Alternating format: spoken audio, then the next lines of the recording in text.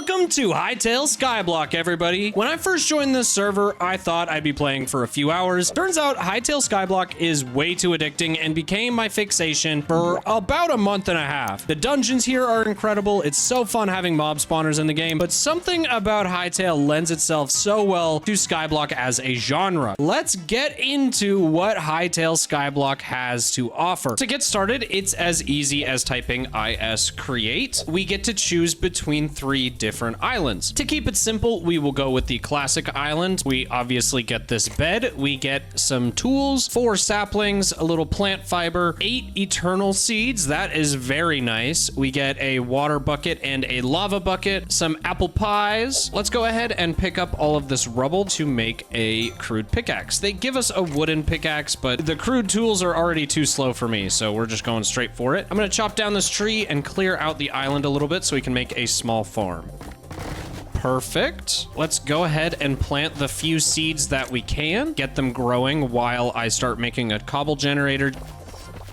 I believe cobblestone generators work similarly to how they do in Minecraft. And there we go. We are already starting to get a little bit of copper and iron too. Oh my gosh, that was quick. One thing I will say is we are getting ores a little faster than most people would normally right off the rip. And that's because this is not my first island. You see, cobblestone generators actually get better as you complete different quests, which we can take a look at by doing /quests. On my first island, I actually finished out this tier 1 cobblestone generator, and I was just trying to get a little bit of an idea of how this server works before I showed it off to you guys. I did not realize that your quests and cobblestone generator would not reset when you did /island reset. Regardless of our cobblestone generator, we still have a lot of work to do. Ooh, level up. Mining is now level 5. If we do /XP, we can check out the different skills that this server offers. Ooh, okay, so we can choose between extra XP from mining or extra luck. You know, I think I'm actually gonna go with extra mining XP. That way we can get to these next levels faster. I don't know if that's the right decision. Oh, that's what we're going with. Hopefully it's the right one. Now that we have a decent amount of iron ore collected, I'm gonna go ahead and craft a workbench. We need a furnace. Let's get this iron smelted up because we are going to need a watering can. I wanna speed up this growth as much as possible. Now we just need a farmer's workbench. Drop that down real quick and a empty watering can. Perfect. I have collected a decent amount of cobblestone, so I think it's time we craft another workbench, the builder's workbench. We're gonna make a ton of slabs. This is the bottom of the island, so let's make a big platform and clear out everything we possibly can without disturbing our farm and cobblestone generator.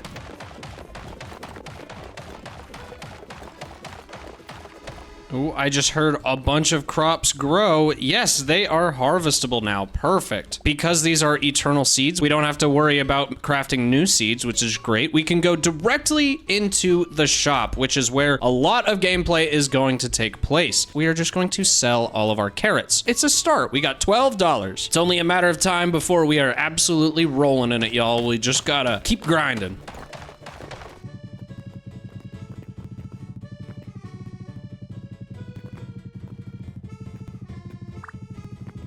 Perfect, perfect. That's a good looking platform. Now that I have a platform below the island, I can move the cobble generator down there and then plant some saplings and finally start my farm. Though I couldn't get too far on starting my farm because I still needed more dirt, which means it's time to destroy the rest of the island. I mean, who wanted it anyways? Why have a lush green island when I can have a bland cobblestone platform? Eventually, my pickaxe broke, so I used the opportunity to move my workbenches downstairs before crafting some wheat seeds and beginning my farm. Y'all, this is the beginning of a new era. At the time, I didn't realize that farming was going to be my fixation for the next 2 weeks, but I needed more money, and I didn't have to go about it in this way. Most people make their early game money from selling extra ores, but no, I wanted to become the international harvester. Now, in order to become the international harvester, I have a lot of work to do. I need to get a maxed out farmer's workbench and a stupid amount of eternal crops. It would take longer than just mining, but by the end of it, I would have the infrastructure to move mountains. My next week was a fever dream. The first 4 days or so were spent running back and forth between the farming workbench and my croplands as I slowly upgraded it. Once it was maxed out, I started construction of a massive platform at the bottom of my world. I destroyed my old island and filled the 100 by 100 platform with eternal onions. It took forever to get enough onions to make eternal crops, but once I had one plot full, the rest followed suit. With eternal crops, I wouldn't need to worry about planting anymore. All I'd need was my trusty sickle and I could make millions. Speaking of my trusty sickle, the server added onto Hytale's base game tools. Normally, you can't make anything higher than a crude sickle or an iron hoe, but now you can make tools all the way up to adamantite. These higher tools not only have more durability, but they also affect a larger radius and are actually game-changing. For days, I harvested onions, slowly expanding my onion empire. I acquired high-tier compost from the auction house, which vastly improves my crop's growth rate. The next day, server owners added sprinklers, so I promptly irrigated my farms. With all of these upgrades and over 3,000 eternal onions, I flew to the top 10 richest players. Of course, how can I be wealthy without showing it off? So I made a fancy island spawn to store my goodies. I was absolutely locked in, chat. I felt incredible, as if I had reached the avatar state. My flow too heavy, my ass too fat, my walk too different. But everything changed when the British attacked.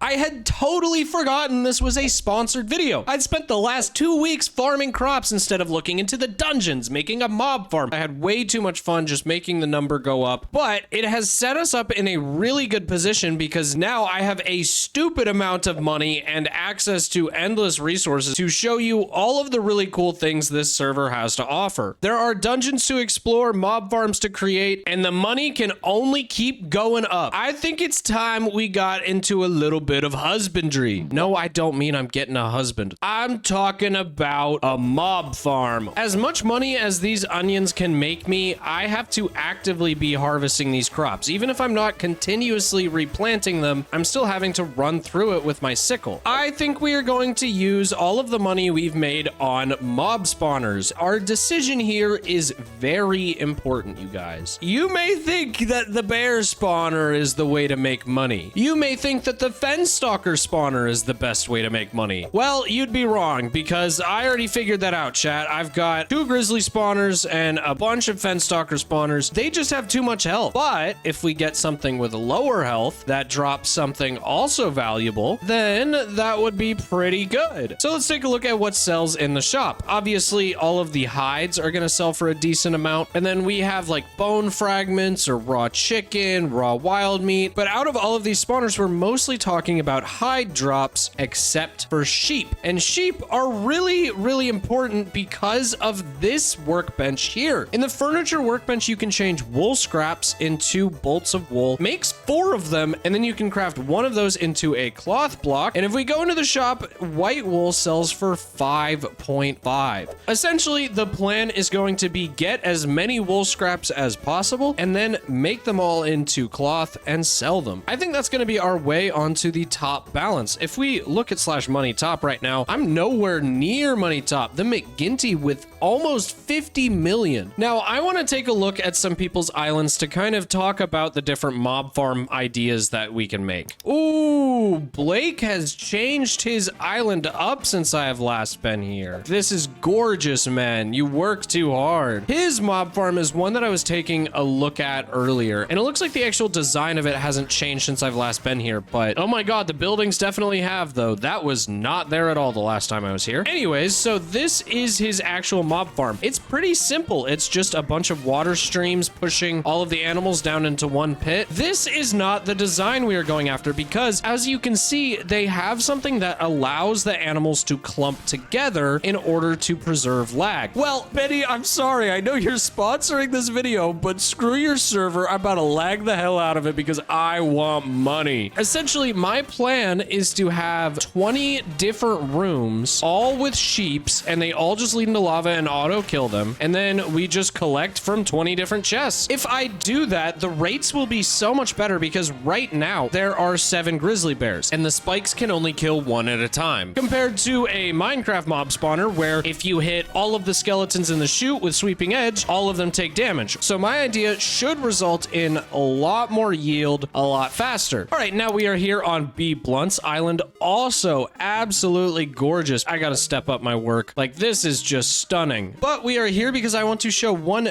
big difference between this one and the one we were just at. The main difference is that all of the water flows one way. I have noticed that mob drops will kind of get stuck in the corner water streams and not always fall down to the bottom. Essentially, the mob farm is going to look much more like this, except with only one spawner in the middle, so that it only has, you know, one chicken or two chickens at a time, and they don't actually compress on top of each other like you see happening here. One other reason I'm going to spread out all of my mob farms is there's a cap of 20 spawners per island, which means we can't just brute force this and just say, well, we'll just add more spawners and it'll be fine. No, we have to stick to 20. Maybe I do 16 sheep spawners instead. We would have 4 extra spawner slots for a manual grinder, because there's also something in this game called mob coins. To see what you can buy with mob coins, you can do /MC shop. And the main thing we're interested in is these void chests. They pick up items in the chunk they're in and then sells them automatically. The higher the tier you go, they sell for more. So we're actually going to want to buy a bunch of these void chests so that we can have stuff auto sell, which is why we need mob coins. But to get those, you have to actually kill the mobs yourself. We'll probably want some sort of manual mob farm, maybe in the middle. I haven't actually decided yet what we're going to do with the middle, but let's talk about the blocks I've been using actually, because I'm sure you guys are interested in. This is the peachstone cobble and the peachstone brick along with the amber log. I absolutely love these. I've been getting them mostly from the shop. I haven't found a way to get them anywhere else, but yeah, it reminds me of Mario. Have y'all ever played Mario Kart DS balloon battles? I think it was block 4. That's kind of the inspiration for this, not so much. This is going to be the center of the farm. And then we're going to go ahead and take some of these funnels. We're just going to set them up like so. Next, we are going to add a row of funnels pointing into all of these, and this is going to be our kill zone, obviously. Actually, before we add this row in, we have one very important thing to do. We actually need to add a row down here of just any block, and that's because lava works very funny in this. It will flow through these funnels and like go all the way down. It's not that big of a deal because the drops themselves won't. And that's something else to mention, is lava does not burn items. So we're actually going to be using lava to push the sheep onto the killing platform rather than water, just so they continue to take extra damage. Okay, let's go ahead and put together the killing platform. So we need to go back 7 blocks, and at this point, I've just got to make a big box. So I'll see you in just a second.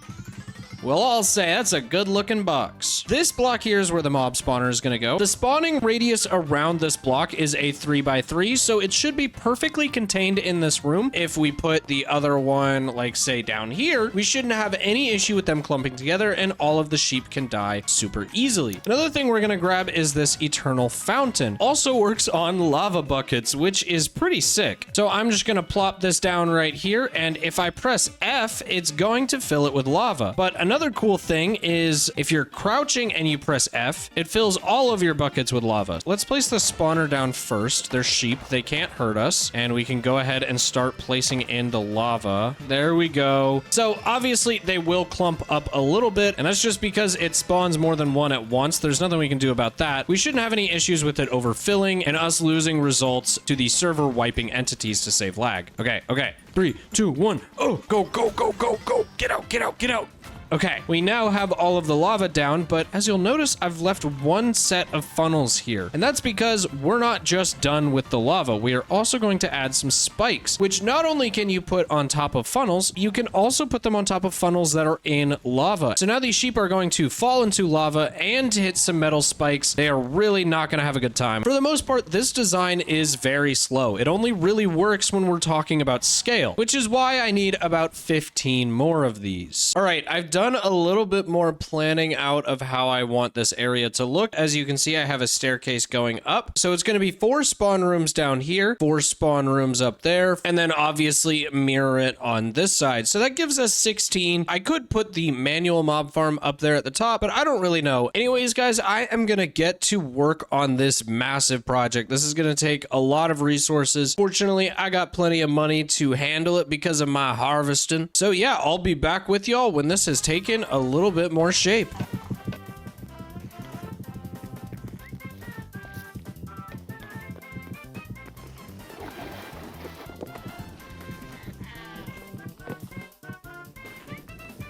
Well, y'all, this took me a few days, but the mob farm is complete. And oh my god, it is looking insane. I absolutely love the way this has come together. And let me tell you, the results speak for themselves. There are so many valuable drops here. We are about to make a killing. I'm sitting at about 2.2 million right now. Let's see where we're at by the end of this. So I'm just gonna take everything I possibly can, and when my inventory fills up, I'm gonna go to /shop, and I'm going to sell the light leather, the raw wild meat, and the cotton scraps. So we're just left with the wool scraps, which for right now, I'm going to stockpile in these chests before we go through and process them. So I have emptied all of the chests out, and from just selling the raw wild meat, the light hide, and the cotton scraps, I have gotten almost $300,000. I wonder how much 4.5 chests are going to sell for. This is going to be insane. First thing we're gonna do, we're just gonna turn it all into leather scraps and just fill up all of the chests around me. Probably should have prepared more chests, actually, now that I thought about this. We're just gonna spam sell at this point because I'm worried about potentially losing some. Keep selling, keep selling. That's just 100k and 100k. Oh my god. Another 100k. Put it in the chest. I'm scared it's gonna get wiped. Okay, no, we're good. We should be good. Oh my god, dude. This is just too much money. 100k, 100k, 100k, 100k. We've already passed 1 million. There's just too much wool. Oh my god, you guys. We just went up $2 million from one harvest of this thing. That was like maybe 3 or 4 hours worth of just kind of AFKing. I think we can call this build a success. I definitely still think this design could use some work, though I don't really know how I would add extra detail to it. I just kind of want some sort of roof to it, like if there was some way that it could go up another step. Regardless of what we decide to do with the rest of this build, the farm itself is complete. And oh my god, you guys, I could not be happier with it. Now that I have tons of money, I want to get the best gear possible to absolutely crush these dungeons. So I upgrade my armorer's workbench so I can craft some mithril armor before making all of the enchantments I'll need. I've decided to go with regular protection, projectile protection, environmental protection, sturdy, and durability. With all of these, the armor will never break, and I have max protection against all kinds of damage. Next, I need to focus on doing as much damage as possible. You see, between me recording this part and obtaining all of my wealth, they've switched leveling mods. Now I can choose a race, class, and I'll unlock augments as I go. So I've decided to go with Dragonborn as my race because it gives high health and damage output. And then for your class, you actually get to pick a primary and a secondary. So for my primary, I decided to go with Slayer so I could get some extra sword damage. And for my secondary, I chose Juggernaut because it gives extra sword damage as well and some health regeneration. All right, you guys, I think it's time we finally take a look at these dungeons. And to do that, I need a Dungeon of Fear key. And obviously, this is really easy to get with all of the money we have. The red crystal shards, those are the most expensive part of it. They cost 2.5k each. Let's pop this down in the ancient gateway. We got the ancient gateway open. Let's go. All right, welcome to the Dungeon of Fear. In the chat, you'll notice the mob level is 20 to 35 and the boss is level 40. That's right at about what we're sitting at, so we should be pretty good level-wise. For my gear, I've got my trusty sword, my daggers, some health potions, and some repair kits. That's all I'm gonna need, because I'm just too sauced like that. So yeah, let's get into it. We've got our first chest here with nothing interesting. Oh wait, I want this back. And let's go check out what's beyond this door. Yeah, come here. Oh, they got nothing on me. There we go. Hit him with the ulti. The ulti's already recharged from the frenzy ability.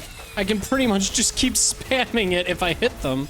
That's actually nuts. I have not used that before with this. Dude, okay, wait. This mithril sword is actually so good. I recorded this the first time with endgame loot, and while I'm still using endgame loot, I was not using this endgame loot. This is pretty insane. We are just chopping through these guys. Die, die, die, die.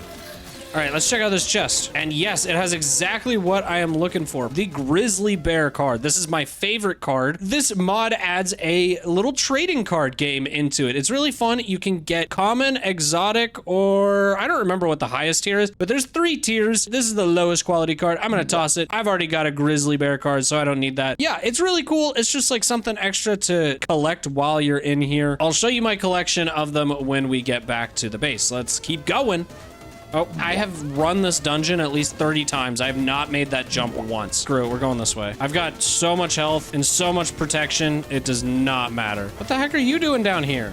How are you guys just chilling in the lava? Oh wait, there's a chest down here? Oh, there's a mimic down here. What? That's wild. You learn something new every day, I guess. He's got so much health too. I got a mimic's tongue from it. What? I have not gotten that before. Okay, let's get out of here. I wonder what's behind this door. Oh, there's hella enemies and they all got blunderby. That's the plural, blunderbuss. Oh, what? There's this big dude. Holy. You're about to get ultied on.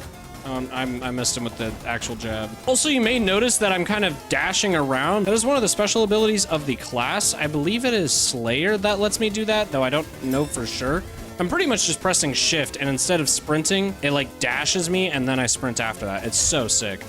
Get ultied, man. Come on, die. Die, die. There we go. Iron. This is all just kind of garbanzo beans. Nothing interesting there. Let's keep going. Keep making our way towards the boss. You guys got to check out the boss. The models that they have for these bosses is really impressive. Okay, we are getting very close to the end of the dungeon. It's right beyond these doors. That was so quick, actually. I didn't realize how OP this sword was. There he is, behind all of these undead. There's the big boy, Azeroth. Come on, big boy. How much am I gonna hit you for? You have 14,700. Oh, that did like 700 HP. How much damage do you do?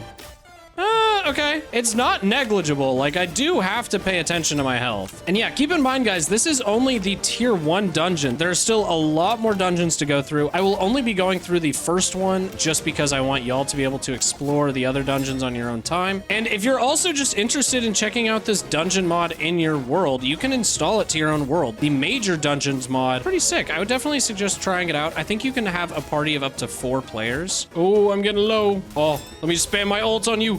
Don't block. Let me spam my ult. No. He's getting low. He's almost there. Just a few more hits.